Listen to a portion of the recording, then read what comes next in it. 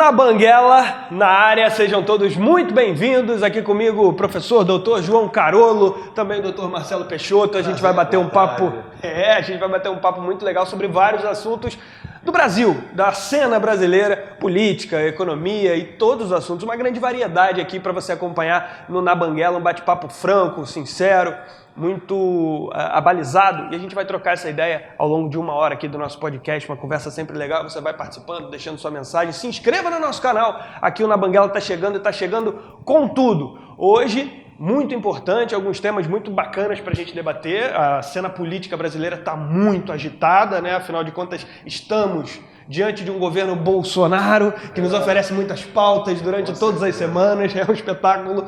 E a gente vai falar nessa semana sobre as manifestações, né? Vários assuntos, mas a gente começa falando das manifestações do dia 1º de maio, dia do trabalho, onde os bolsonaristas tomaram as ruas das principais capitais do Brasil para defender o governo Bolsonaro, defender as suas pautas, defender suas bandeiras e, eventualmente, criticar ali adversários abertos e claros do presidente da República e de seu governo.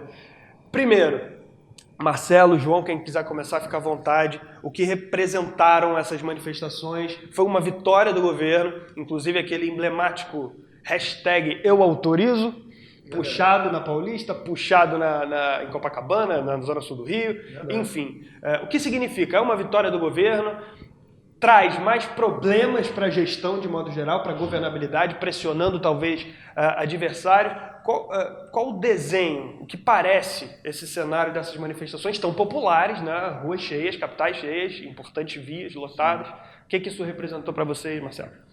Então, Felipe, o que chama a atenção, primeiro, que a gente não pode esquecer, era o Dia do Trabalhador. É a celebração, que é uma data internacional, que é o Dia do Trabalhador. E assim, o que chamou a atenção, né? Primeiro, essa massa que foi para a rua, mesmo em tempo de pandemia, com todas as advertências, né? Quanto ao perigo, quanto à questão da saúde pública, essa massa, né, do povo, verdadeiramente sem nenhuma grande movimentação, fora aquelas convocações através das mídias, elas foram em massa para as ruas. Assim, primeiramente, essa questão, né, que se rotulou de os bolsonaristas, né? E que a própria mídia, né, ela meio que rotula isso, e seja para ignorar e não em nenhum momento noticiar isso, seja para colocar uma pecha negativa sobre aquela manifestação popular de que é um risco, que lá vem a explosão da Covid, né, tentando abafar o que realmente foi essas reuniões populares ao longo do Brasil inteiro que nós vimos. Que é essa questão do povo, do homem médio, né? Essa questão do homem que tem o senso comum, o pai de família, aquele ali que quer trabalhar, que está vendo o seu negócio ruir, ou aquele que está desempregado, esse que está de saco cheio dessas medidas que se colocam como uma pecha de algo científico, mas com muita pouca precisão, ou ainda mesmo muito pouco resultado. E o que as pessoas, o senso comum e os homens médios, o chefe de família, ele percebe é que entre uma narrativa e assim aquilo que os olhos dele veem no dia a dia, porque o pessoal fala, são os robozinhos, na internet são os robozinhos, mas ali ninguém vai, cara. Você, um chefe de família, como aqui o João falou antes de nós começarmos a gravar, é perigoso. E lá, lógico, assim como qualquer um de nós sabe que sair para trabalhar em dias de pandemia é perigoso. Mas assim, os heróis nunca foram famosos, nunca foram enaltecidos na história por serem autopreservadores de si mesmos. Pelo contrário, são aqueles que se dispõem a ir a uma luta.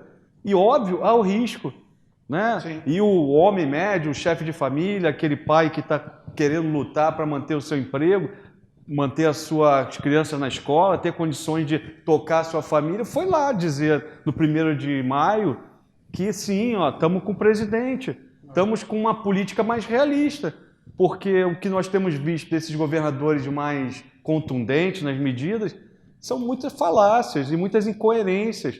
E assim, é aquela figura do líder que faça isso, mas ele está fazendo o que dá na telha.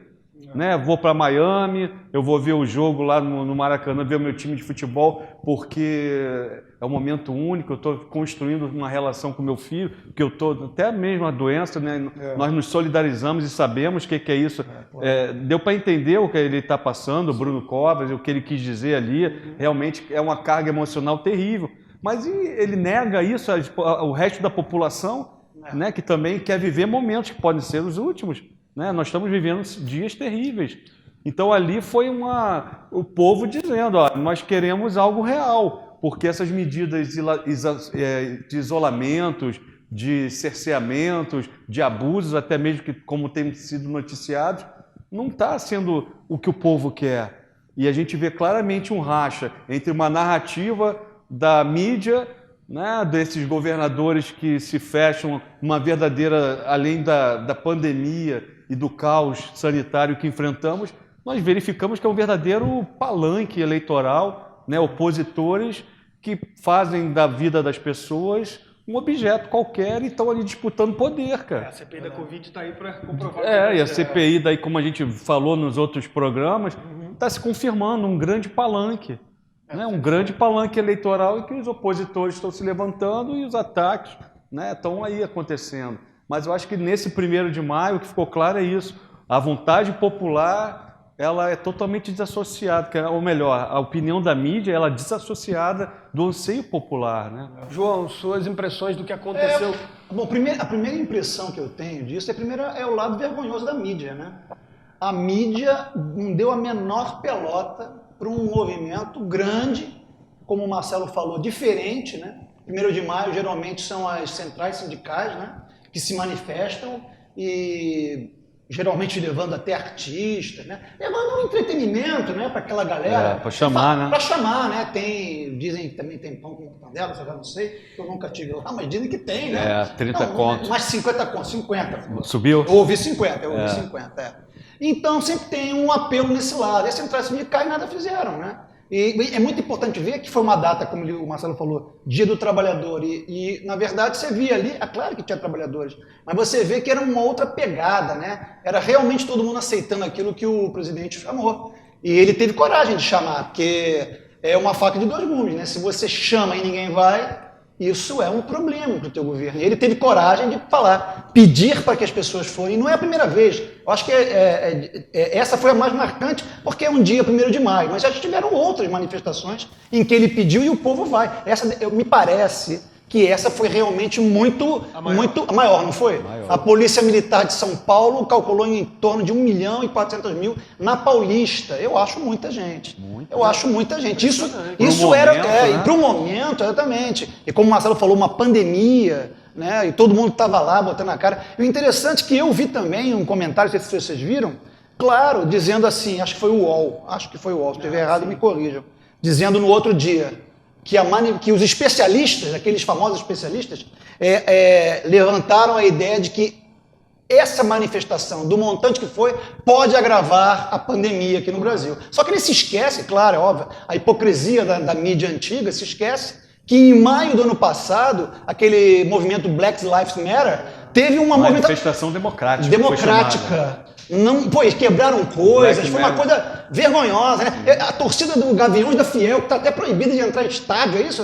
Eu estou errado? Estavam lá compartilhando com amor, muito amor e carinho, né? De quebrar alguns bancos, alguns carros, mas essa... Democrática, e ninguém se manifestou. E ali o vírus se comportou de uma maneira exemplar. Não influenciou. Mas nessa que é do governo... Essa é ciência pura. Entendeu? Então é triste. Essa é a primeira verdade que eu tiro, né? Que a nossa mídia é vergonhosa, né? Eu sabia que ela era uma vergonha, mas está ficando feio demais. A gente vê alguns artistas como aquele do Pingo Não Existe, que é um cara da antiga, né? Como é que é Augusto Nunes? Um cara muito sensato, né? Me parece. Um jornalista da antiga, né? E ele falou isso mesmo, que a gente está comentando aqui, que a gente verifica a mídia antiga, né? A velha mídia, realmente não fala dos fatos. É uma vergonha quando você ouve um repórter, e teve um rapaz também que comanda aquele Morning Show, ele falou isso também. Paulo Matias. Eu acho que é o rapaz jovem, né? Paulo Matias. Ele falou muito bem também, ele falou, cara, é uma vergonha a partir do momento que a mídia não dá a notícia. Ela nega o fato. Nega o fato. Isso não é também não é fake news, não? Sim. O negar o fato me parece muito próximo, né? Pelo menos na minha área do direito, se eu deixo de falar alguma coisa que era importante, negar um fato importante. Seria negacionismo isso, João? Eu acho que sim. Eu acho que seria um negacionismo, né? Porque tá tão em moda hoje o negacionista. Tá em moda. É uma coisa ridícula, né? Esse negacionismo. O que seria os negacionistas? Você falou muito bem.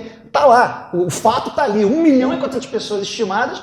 Eu não vi nada. Se isso não é negacionismo, eu não sei o que é. É negacionismo. E eu, agora mesmo, também estava vendo não vou me estender muito, se deixar, a gente já muda até de assunto, né? Mas estavam dizendo também que hoje eu estava vendo sobre essa manifestação, tinha lá uma chamada no Globo.com, dizendo que estamos há 410 dias em que o presidente Bolsonaro insiste num remédio ineficaz e tudo mais.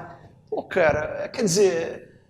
são ataques assim tão infantis, né? Tão gratuitos, cara, gratuitos. Eu prefiro ver o Siqueira Júnior, pô. É melhor. É mais divertido, melhor, pô. Né? Fala coisa com coisa, tu ri. Falou que o presidente queima. Foi. O Siqueira Júnior falou, o senhor queima, e ele morreu de rir.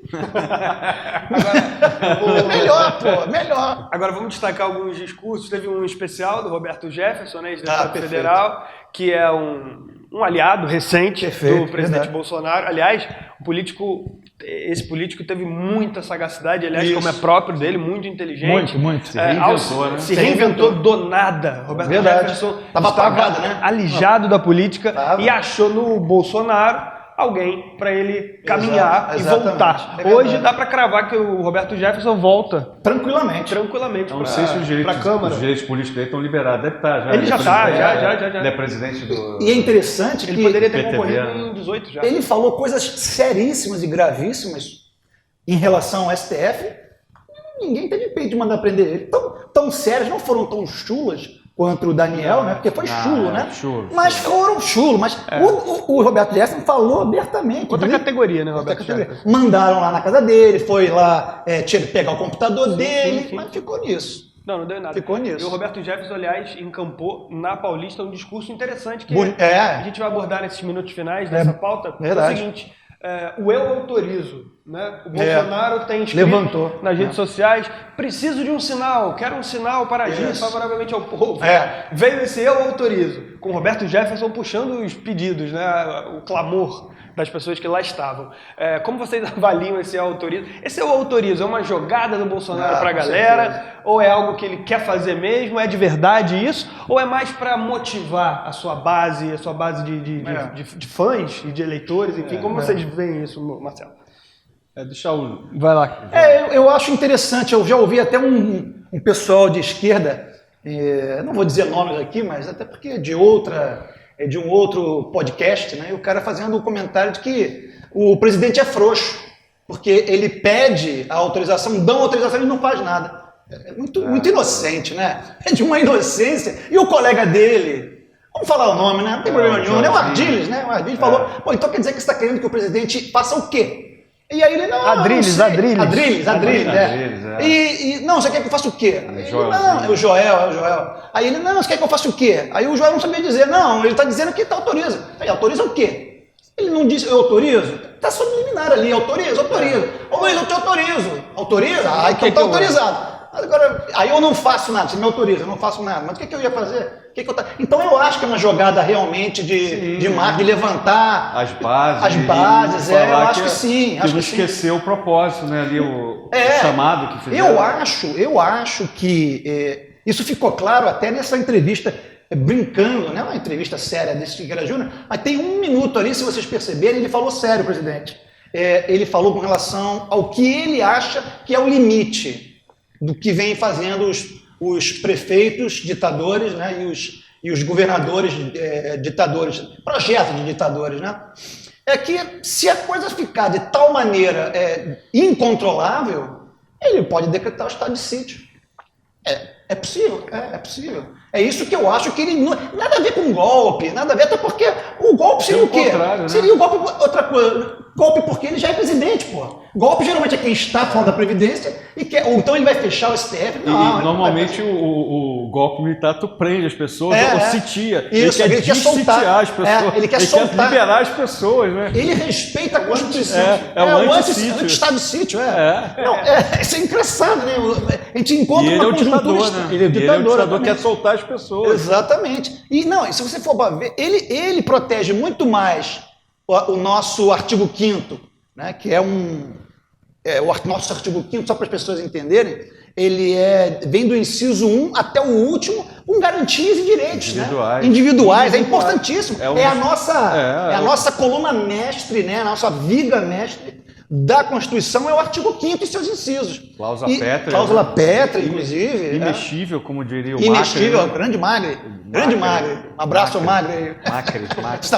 Macri. Não, Macri é o presidente da Argentina. Era da Argentina, é Magri, é verdade. Foi o ministro do Trabalho do Collor. Ele é a famosa frase, agora tem que lembrar. Imexível, ele teve outro também. Não, vocês querem que eu dê o quê? Uma volta de 360? Vai parar no mesmo lugar, pô.